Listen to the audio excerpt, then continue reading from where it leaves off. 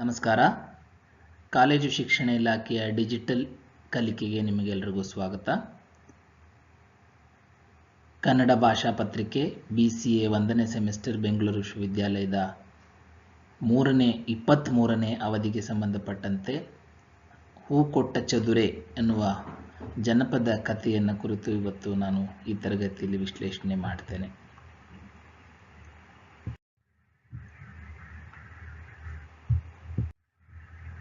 ಈ ಹಿಂದಿನ ತರಗತಿಯಲ್ಲಿ ನಾವು ಜಿ ಶಂಪ ಅವರ ಪರಿಚಯವನ್ನು ಅಂದರೆ ಲೇಖಕರ ಪರಿಚಯವನ್ನು ಮಾಡಿಕೊಂಡಿದ್ವಿ. ಅದಲ್ಲದೆ ಜನಪದ ಕಥಾ ಸಾಹಿತ್ಯ ಅಂದ್ರೇನು, ಜನಪದ ಸಾಹಿತ್ಯದ ಸ್ಥೂಲ ಪರಿಚಯವನ್ನು ಅದರ ಹಿನ್ನೆಲೆಯನ್ನು ಕೂಡ ಗಮನಿಸಿದ್ವಿ. ಮತ್ತು ಜನಪದ ಸಾಹಿತ್ಯ ಹೇಗೆ ನಿರೂಪಣೆಗೊಂಡಿದೆ ಮತ್ತು ಜನಪದ ಸಾಹಿತ್ಯ ಹೇಗೆ ಅದು ಪ್ರಚಲಿತಕ್ಕೆ ಬಂತು, ಅದರ ಕಲಾ ಪ್ರಕಾರಗಳು, ಅದು ಹೇಗೆ ಅಭಿವ್ಯಕ್ತಿಗೊಳ್ಳುತ್ತೆ ಇತ್ಯಾದಿ ವಿಚಾರಗಳನ್ನು ಹಿಂದಿನ ಗಂಟೆಯಲ್ಲಿ ನಾನು ಪ್ರಸ್ತಾಪ ಮಾಡಿದ್ದೆ. ಅದರ ಜೊತೆಗೆ ಹೂ ಕೊಟ್ಟ ಚದುರೆ ಅನ್ನುವ ಒಂದು ಕಥಾಭಾಗದ ಅಥವಾ ಜನಪದ ಕಥೆಯ ಆಶಯವನ್ನು ಕೂಡ ನಿಮ್ಮ ಮುಂದೆ ನಾನು ಪ್ರಸ್ತಾಪ ಮಾಡಿದ್ದೆ. ಅಂದರೆ ಜನಪದ ಕಥೆಗಳು ಅಲ್ಲಿ ಮನರಂಜನೆ ಇರ್ಬೋದು, ಅಥವಾ ಸಾಮಾಜಿಕ ಜೀವನ ಇರ್ಬೋದು, ವೈಯಕ್ತಿಕ ಜೀವನ ಇರ್ಬೋದು, ಕೌಟುಂಬಿಕ ಜೀವನ ಇರ್ಬೋದು, ಅಥವಾ ಜನಪದ ಮಿತ್ತುಗಳಿರ್ಬೋದು, ಅಥವಾ ಜನಪದ ಕಥೆಗಳನ್ನು ಕತೆ ಹೇಳುವ ತಂತ್ರದ ವಿಚಾರದಲ್ಲಿರ್ಬೋದು, ಈ ಎಲ್ಲ ವಿಚಾರಗಳನ್ನು ಕೂಡ ನಾವು ಸೂಕ್ಷ್ಮವಾಗಿ ಸೂಚ್ಯವಾಗಿ ಹಿಂದಿನ ಗಂಟೆಯಲ್ಲಿ ಚರ್ಚೆ ಮಾಡಿದ್ವಿ. ಹಾಗಾಗಿ ಈ ಎಲ್ಲ ವಿಶೇಷಾಂಶಗಳನ್ನು ಒಳಗೊಂಡಿರುವಂಥ ಕತೆ ಹೂ ಕೊಟ್ಟ ಚದುರೆ, ಜಿ ಶಂಪ ಅವರು ಸಂಪಾದಿಸಿಕೊಟ್ಟಿರುವಂತಹ ಹೂ ಕೊಟ್ಟ ಚದುರೆ ಅನ್ನೋ ಕತೆ ಕೂಡ ತುಂಬ ಪ್ರಮುಖವಾದ, ತುಂಬ ಜನಪ್ರಿಯವಾದ ಮತ್ತು ಪ್ರಸಿದ್ಧವಾದ ಕಥೆ ಅನ್ನೋದನ್ನು ನಾವು ಗಮನಿಸಬೇಕಾದ ಅಂಶ. ಈ ಹೂ ಕೊಟ್ಟ ಚದುರೆ ಎನ್ನುವ ಕಥಾಹಂದ್ರ ಅಂದರೆ ಕಥಾಭಾಗದಲ್ಲಿ ಹೇಗಿದೆ, ಕಥೆಯನ್ನು, ಜನಪದ ಕಥೆಯನ್ನು ನೀವೇ ಓದಿದ್ರೆ ನಿಮಗೆ ಅರ್ಥ ಆಗ್ತಾ ಹೋಗ್ತದೆ. ಅಂದರೆ ತುಂಬ ಓದಿಸಿಕೊಳ್ಳಬಲ್ಲ ಮತ್ತು ಸರಳವಾಗಿ ನಿರೂಪಣೆಗೊಂಡಿರುವ ಕಥೆ ಇದು. ಆದರೂ ಈ ಕಥೆಯ ಪ್ರಸ್ತಾಪ ಅಥವಾ ಈ ಕಥೆಯ ಒಂದು ಸ್ಥೂಲ ನೋಟವನ್ನು ಅಥವಾ ಕಥೆ ಏನನ್ನು ಪ್ರಸ್ತಾಪ ಮಾಡ್ತಾ ಇದೆ ಅನ್ನುವುದರ ಚರ್ಚೆಯನ್ನು ನಾವು ಈ ತರಗತಿಯಲ್ಲಿ ಮಾಡೋಣ. ನಿಮಗೆಲ್ರಿಗೂ ಗೊತ್ತೇ ಇದೆ, ಜನಪದ ಕಥೆಗಳು ಹೇಗೆ ಶುರುವಾಗ್ತವೆ ಅಂತಂದರೆ, ಒಬ್ಬ ರಾಜ ಇದ್ದ ಅಂತ ಶುರುವಾಗ್ಬೋದು, ಅಥವಾ ಒಂದು ಊರಲ್ಲಿ ಒಬ್ಬಳು ಅಜ್ಜಿ ಇದ್ಲು ಅಂತ ಶುರುವಾಗ್ಬೋದು, ಅಥವಾ ಹೀಗೆ ಶುರುವಾಗುತ್ತೆ. ಹೀಗೆ ಒಂದು ದೇಶದ ಅಥವಾ ಒಂದು ಊರಿನ ಅಥವಾ ಒಂದು ಪ್ರದೇಶದ ಏನು ಬೇಕಾದ್ರೆ ಇಟ್ಕೊಳ್ಳಿ, ಚೆನ್ನಿಗರಾಯ ಅನ್ನುವ ರಾಜಕುಮಾರ ಮತ್ತು ಮಂತ್ರಿ ಮಗ ಇಬ್ಬರು ಕೂಡ ದೇಶವನ್ನು ನೋಡ್ಕೊಂಡು ಬರಬೇಕು ಅಂತ ಹೊರಡ್ತಾರೆ. ಕಥೆಯ ಆರಂಭದಲ್ಲೇ ದೇಶವನ್ನು ಸುತ್ತಾಡ್ಕೊಂಡು ಬರಬೇಕು ಅಂತ ರಾಣಿಯ ಒಪ್ಪಿಗೆಯನ್ನು ತೆಗೆದುಕೊಂಡು ಒಂದಷ್ಟು ಹಣ ಇಸ್ಕೊಂಡು ದೇಶವನ್ನು ಸುತ್ತಾಡಿಕೊಂಡು ಬರಲು ಅವರು ಹೋಗ್ತಾರೆ. ಯಾತ್ರೆ ಅಂತಲೂ ಕರೀತಾರೆ, ಅಥವಾ ಸುತ್ತಾಟ ಅಂತಲೂ ಕೂಡ ನಾವು ಅದನ್ನು ಕರೆಯೋದಕ್ಕೆ ಸಾಧ್ಯ ಇದೆ. ಹಿಂಗೆ ಅವರು ಹೊರಟಂತಹ ಸಂದರ್ಭದಲ್ಲಿ ಅವರು ಅಲ್ಲಿ ಕಲ್ಯಾಣಿ ಅಥವಾ ಬಾವಿ ಅಲ್ಲಿ ಸ್ವಲ್ಪ ಕೈಕಾಲುಗಳನ್ನು ತೊಳೆದುಕೊಂಡು ಸ್ವಲ್ಪ ಅವರು ಮನಸ್ಸನ್ನು ಅಥವಾ ಮೈಯನ್ನು ಹಗುರ ಮಾಡಿಕೊಳ್ಬೇಕು ಅಂತ ಕೈಕಾಲು ತೊಳ್ಕೊಂಡು, ಯಾಕಂದರೆ ಪ್ರಯಾಣದ ಆಯಾಸ, ದಣಿವು ಎಲ್ಲ ಇರ್ತದಲ್ಲ ಅಂದ್ಕೊಳ್ತಾರೆ. ಹಾಗೆ ಮೊದಲು ರಾಜಕುಮಾರ ಹೋಗಿ ತನ್ನ ಕೈಕಾಲುಗಳನ್ನ ತೊಳ್ಕೊಂಬರ್ತಾನೆ. ಈ ಮಂತ್ರಿ ಕುಮಾರ ಅಲ್ಲೇ ಮರದ ಬಳಿಯಲ್ಲಿ ದಡದಲ್ಲಿ ಕುದುರೆಯನ್ನು ಕಟ್ಕೊಂಡು ಅದನ್ನು ನೋಡ್ಕೊಂಡಿರ್ತಾನೆ. ಈ ಕೈಕಾಲುಗಳನ್ನ ತೊಳ್ಕೊಂಡು ಬರೋಕ್ಕೆ ಅಂತ ಹೋದಂತಹ ಏನು ಒಬ್ಬ ರಾಜಕುಮಾರ ಇದ್ದಾನಲ್ಲ, ಅಲ್ಲಿ ಬಾವಿಯ ಮೇಲಿನ ಒಂದು ಕಲ್ಲು ಗೊಂಬೆ ಇರುತ್ತೆ. ಆ ಕಲ್ಲು ಗೊಂಬೆಯನ್ನು ನೋಡಿ ಹೂ ಕೊಡು ಅಂತ ಕೇಳಿಕೊಂಡು ಅಲ್ಲೇ ಕುತ್ಕೊಂಡ್ಬಿಡ್ತಾನೆ.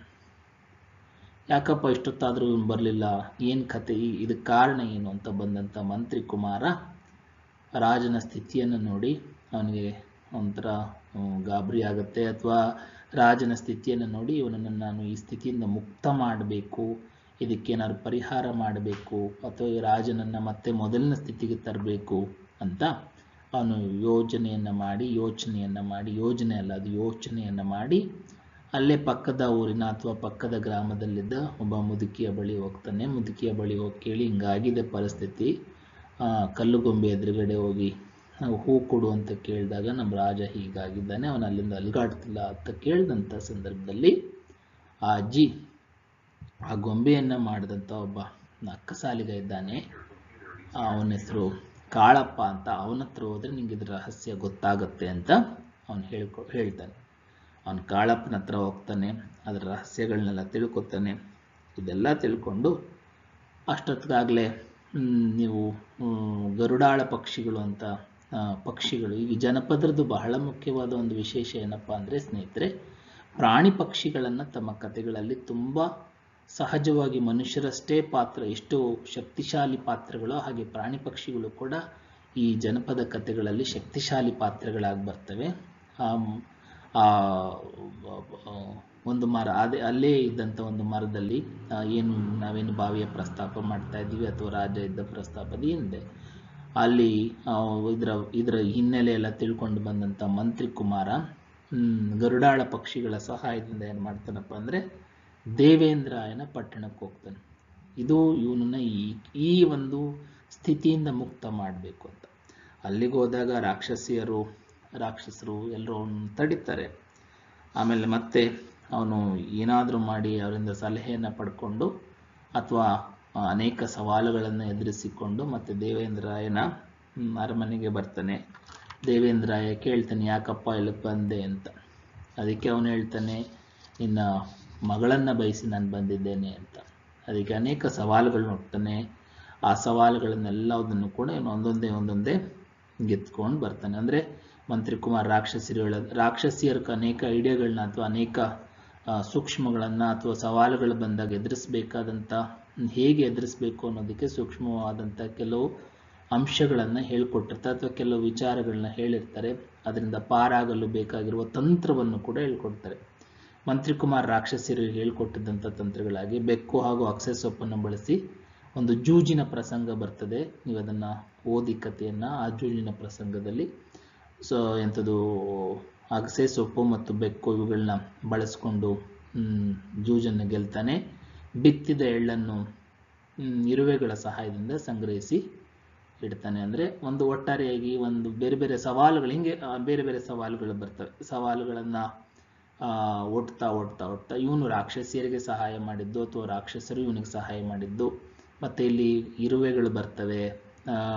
ಹೀಗೆ ಪ್ರಾಣಿಗಳು ತುಂಬ ಸಹಜವಾಗಿ ಮನುಷ್ಯ ಪಾತ್ರಗಳಂತೆ ಇಡೀ ಕಥನದಲ್ಲಿ ಇರ್ತವೆ.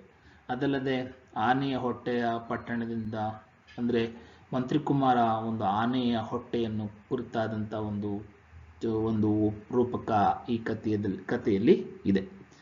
ಹೀಗೆ ಬೇರೆ ಬೇರೆ ಸವಾಲುಗಳನ್ನೆಲ್ಲ ಒಡ್ಡಿ ಅನೇಕ ಸವಾಲುಗಳನ್ನು, 4-5 ರೀತಿಯಲ್ಲಿ ಈ ಥರದ ಸವಾಲುಗಳಿದೆ. ಪ್ರತಿಯೊಂದನ್ನು ನೀವು ಗಮನಿಸಬೇಕು.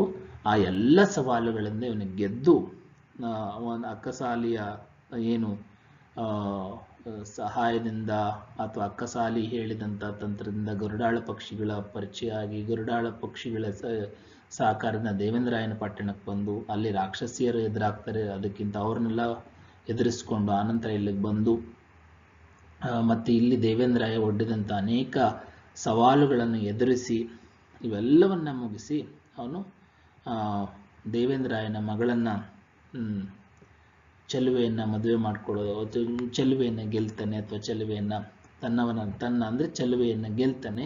ದೇವೇಂದ್ರಾಯ ಕೂಡ ಆಯಿತು ಮದುವೆ ಮಾಡೋಕ್ಕೆ ಹೋಗ್ತಾನೆ. ಆಗ ಇವನು ಮದುವೆಯನ್ನು ನನ್ನ ಜೊತೆಗೆ ಬೇಡ, ಚಂದ್ರಾಯುಧದ ಜೊತೆಗೆ ಮದುವೆ ಮಾಡಿ ಅಂತ ಅಂದಾಗ ಚಂದ್ರಾಯುಧದ ಜೊತೆಗೆ ಮದುವೆ ಮಾಡ್ತಾನೆ. ಆಮೇಲೆ ಆನಂತರ ಅವಳನ್ನು ಕರ್ಕೊಂಬಂದು, ಅವಳೇ ಯಾರಪ್ಪ ಅಂತಂದರೆ ಏನು ಹೂ ಕೊಟ್ಟ ಚದುರೆ, ನವರಂಗಿನ ಹೂವಕ್ಕ ಅಂತಲೂ ಕೂಡ ಅವಳನ್ನ ಕರೀತಾಳೆ. ಆ ನವರಂಗಿನ ಹೂವಕ್ಕ ಇದ್ದಾಳಲ್ಲ, ಅವಳನ್ನ ಕರ್ಕೊಂಬಂದು ಇವನಿಗೆ, ಅಂದರೆ ಇಲ್ಲಿ ಹೂ ಕೊಡು ಅಂತ ಕೇಳ್ತಿದ್ನಲ್ಲ, ಆ ಹೂ ಕೊಡು ಅನ್ನುವ ಸುತ್ತ ಅವನ ಮೈ ಮೇಲೆಲ್ಲ ಹೊತ್ತ ಬೆಳೆದು ಬಿಟ್ಟಿರುತ್ತೆ. ಅದನ್ನೆಲ್ಲ ತೆಗೆದು ಸರಿಪಡಿಸಿ ಈ ಚದುರಿಯನ್ನು, ಇವನಿಗೆ ಎತ್ಕೊಂಡು ಬಂದಂಥ ಹೂ ಕೊಟ್ಟ ಚದುರಿಯನ್ನು ಅಥವಾ ನವರಂಗಿನ ಹೂವಕ್ಕನ್ನು, ನವರಂಗಿನ ಚೆಲುವೆಯನ್ನು ಇವನು ಆ ರಾಜಕುಮಾರನ ಜೊತೆ ಮದುವೆ ಮಾಡಿಸಿ ಮತ್ತೆ ಪುನಃ ಇಬ್ಬರನ್ನು ಕೂಡ ಅರಮನೆಗೆ, ಅಂದರೆ ಏನು ತಮ್ಮ ರಾಜಧಾನಿಗೆ ತೆರಳುತ್ತಾರೆ. ಹೀಗೆ ಬಹಳ ಸೂಕ್ಷ್ಮವಾಗಿ ನಾವು ಈ ಕಥೆಯನ್ನು ನೋಡೋದಾದರೆ, ನಾನು ಸವಾಲುಗಳನ್ನ ಪ್ರತಿಯೊಂದನ್ನು ವಿವರಿಸಕ್ಕೆ ಹೋಗಲಿಲ್ಲ. ಅದನ್ನು ನೀವು ಗಮನಿಸಿ ಪಾಠವನ್ನು ಓದಿ.